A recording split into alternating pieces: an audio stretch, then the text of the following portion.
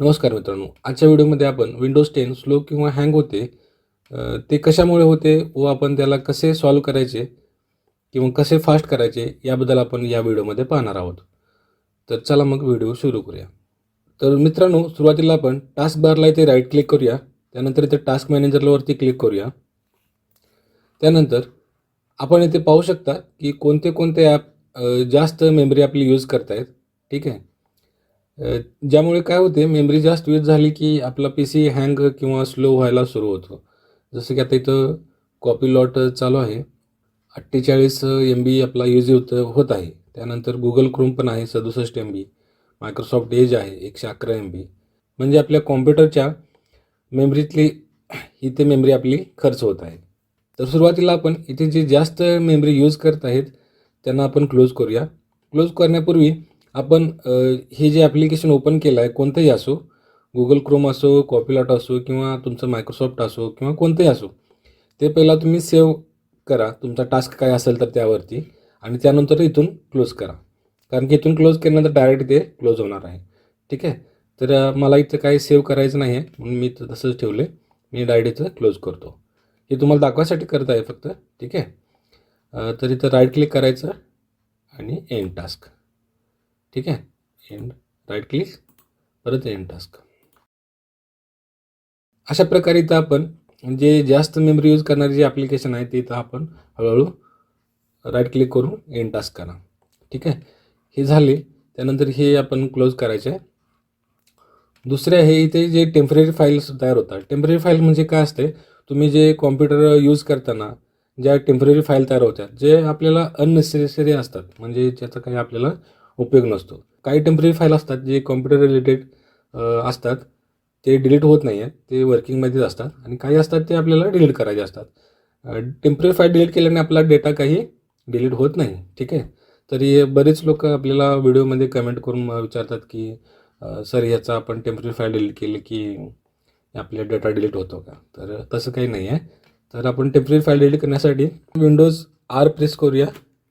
त्यानंतर हे आपल्याला डायलॉग बॉक्स ओपन होईल. त्यामध्ये आपल्याला पर्सेंटेज एंटर करायचं आहे. त्यानंतर इथं क्लिक करायचं. त्यानंतर इथं TEMP असे टाईप करायचे आहे. त्यानंतर ओके बटनावरती क्लिक करायचे आहे. तर आपल्याला टेम्पररी फाईल्स ओपन होतील. याला कंट्रोल ऑल आणि शिफ्ट डिलीट हे विचारते आपल्याला परमनंटली डिलीट करायचे का, तर येस करायचं आहे. इथे चेकबॉक्सला क्लिक करा, कंटिन्यू. तर जवळजवळ हा 489 MBचा डेटा होता. ठीक आहे. तो इथं आपल्याला डिलीट झालेला आहे. त्यानंतर हे क्लोज करायचं आहे. परत विंडोज R, परत जर टाईप करायचं आहे TEMP. ओके. परत control A, shift delete, yes yes, skip करायचं. परत आपल्याला विंडोज R प्रेस करायचा आहे. विंडोज R इथं टाईप करायचं आहे प्रीफेच, PREFETCH. त्यानंतर ओके. तर कंटिन्यू. इथं पण असंच control all shift delete, yes. इथं स्किप करायचं आहे. ठीक आहे. त्यानंतर इथं स्टार्टवरती क्लिक करायचं आहे. तर टाईप करायचं आहे TEMP. मग इथं आपल्याला दिसेल ते डिलीट टेम्पररी फाईल्स. इथं क्लिक करायचं आहे. त्यानंतर इथं टेम्पररी फाईल्सवरती क्लिक करायचं आहे. ठीक आहे. त्यानंतर अशा टेम्पररी फाईल्स आपल्याला ओपन होतील. आता यामध्ये कसं आहे, डाउनलोड आणि रिसायकल बिन. ठीक आहे. हे तुम्हाला डेटा नको असेल तर इथं सगळ्यांना चेकबॉक्स करायचा आहे. ठीक आहे. जर हवा असेल डाउनलोडमधील डेटा तर इथं अनटिक करा. रिसायकल बिनमध्ये येता डेटा चेक करा, आपला रिसायकल बिनमध्ये डेटा काय आहे का इथे. ठीक आहे. आणि मग तो इथं सिलेक्ट करा. आता मला डाउनलोडमधले इथला डेटा पाहिजे आहे म्हणून मी इथं अनटिक करतो आणि इथं रिमूव्हल. बाकीचे जे फाईल आहेत, आता जसं की हे विंडोज अपडेट क्लीनअप, म्हणजे हे आपल्याला अननेसेसरी आहे. ते टेम्पररी त्याच्या फाईल तयार झाल्यात. त्याचा स्पेस किती आहे बघा, 3.12 GB स्पेस झाला आहे त्याचा. म्हणजे त्याचा आपल्याला काही उपयोग नाही, किंवा हे डिलीट केल्यानंतर आपल्याला विंडोज अपडेट जे झालेलं आहे ते डिलीट होते असं काही नाही आहे. ते टेम्पररी फाईल्स असतात, ते इथून डिलीट केलं तरी चालेल.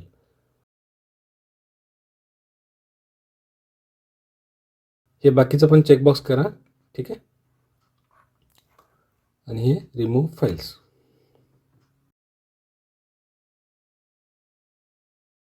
ठीक आहे. आता आपल्याला इथं टेम्पररी फाईल आपल्या डिलीट झालेल्या आहेत. त्यानंतर आपण इथं होमवरती क्लिक करायचं आहे. इथं टाईप करायचं आहे स्टार्टअप, START. इथं खालील आपल्याला दिसेल स्टार्टअप ॲप्स, इथं क्लिक करायचं आहे. आता इथं स्टार्टअप ॲप्स म्हणजे काय आहे, जसं की आपलं कॉम्प्युटर स्टार्ट होईल, ठीक आहे. त्यानंतर इथं जे आयकॉन आपल्याला दिसत आहेत, म्हणजे आपला PC ऑन झाल्या हे आपल्याला आयकॉन आपले ॲटोमॅटिक स्टार्ट होतील, आपल्याला इथं ऑन करावं लागणार नाही आहे. याचा अर्थ हे आहे म्हणजे स्टार्टअप ॲप्स. तर आपल्याला स्टार्टअप ॲप्सला काय नको आहे, तर इथं आपल्याला जे अननेसेसरी ॲप्लिकेशन आहेत, जसं की आता कॉपीलॉट आहे, आपल्याला काय त्याची आवश्यकता नाही आहे. म्हणजे आपल्याला ज्या वेळेला गरज लागेल त्यावेळेला ओपन करू. जे डिफॉल्ट असतात, आता इंटेलिग्राफिक आहे, विंडोज सिक्युरिटी नोटिफिकेशन आहे, हे आपल्याला डिफॉल्ट आहेत, ते लागतातच, ठीक आहे.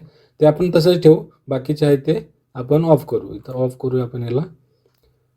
इथं पण हे पण करू, हे पण करू, हे पण करू, हे पण करू. फोन लिंक पण ऑफ करू. प्रोग्राम असू दे, ठीक आहे. बाकीचे ॲप्लिकेशन ऑफ करू. आता तर हे जे डिफॉल्ट आहेत ते आपल्याला लागणार आहे. बाकीचे ॲप्लिकेशन आपल्याला जे माहीत आहेत, जे आपण इन्स्टॉल केलो आहे, ठीक आहे, ते आपण इथं ऑफ करूया. कॉपीलॉट तर आपण इन्स्टॉल केलेलं नाही, जे डिफॉल्ट आहे, पण ते आपल्याला लागणार नाही आहे म्हणून आपण त्याला ऑफ केले, ठीक आहे. ठीक आहे, हे आपले झाले. त्यानंतर इथं परत इथं फाइंडमध्ये जायचं आहे. इथे लिहायचं आहे बॅकग्राऊंड ॲप्स, BACK. इथं आपल्याला खाली दिसेल बॅकग्राऊंड ॲप्स, इथं क्लिक करायचं आहे.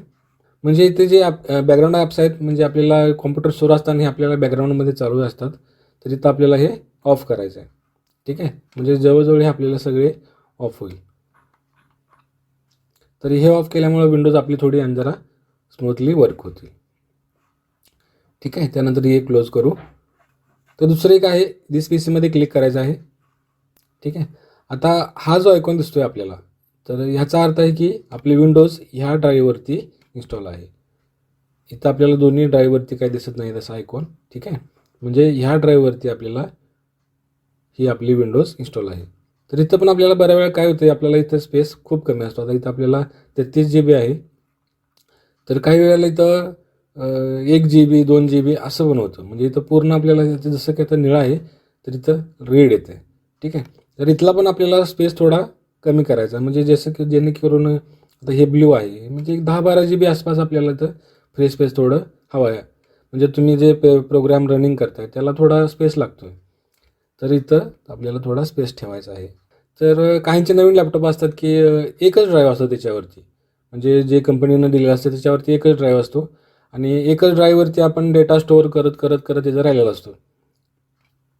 तर अशा वेळी काय करा, त्याचे एक पार्टिशन तयार करा वेगळे, ठीक आहे. पार्टिशन कसे तयार करतात तुम्हाला एक व्हिडिओ मी नंतर ॲड करून देतो पाहिजे तर.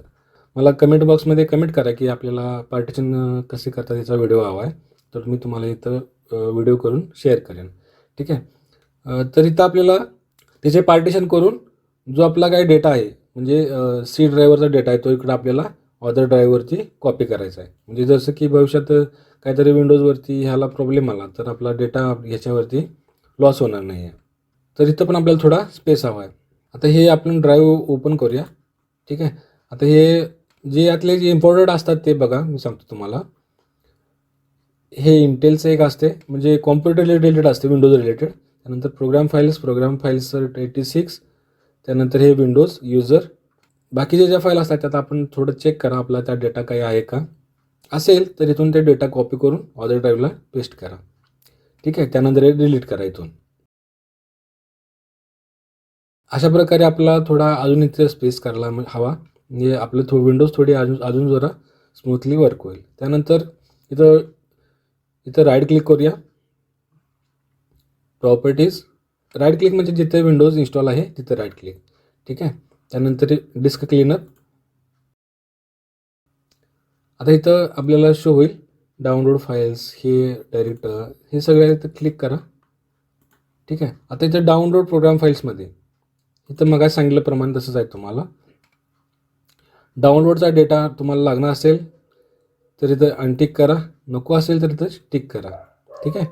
आता इथं माझं 0 बाईट्सच आहे. त्यानंतर इथं ओके करूया. Delete files.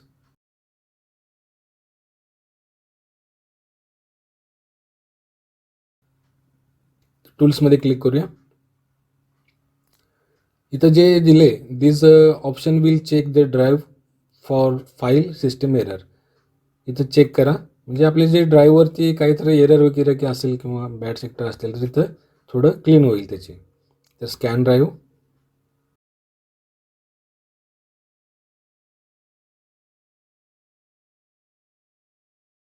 तर इथं आपल्याला पूर्ण झालेलं आहे. ठीक आहे. नो एरर वेअर फाउंड असं म्हणते. ओके. ठीक आहे. त्यानंतर क्लोज करूया. त्यानंतर ऑप्टिमायझेशन एक महत्त्वाची गोष्ट आहे. ऑप्टिमाइज केल्यामुळे काय होते, आपली विंडोज आणखीन थोडी जरा फास्ट होते. तर ऑप्टिमाइज करण्यासाठी ते ड्राईव्ह सिलेक्ट करायचं आहे, ऑप्टिमाइज करायचं. ठीक आहे. सगळे ड्राईव्ह सिलेक्ट करा, सिंगल असं ऑप्टिमाइज.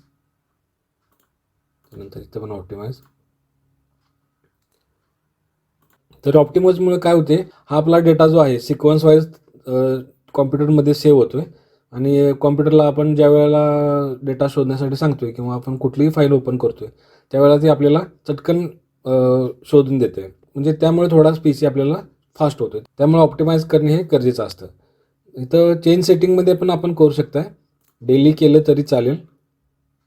इथं ओके करा. ह्यामुळे काय होईल, डेली आपला डेटा ॲटोमॅटिक ऑप्टिमाइज होईल. ठीक आहे. त्यानंतर क्लोज करा.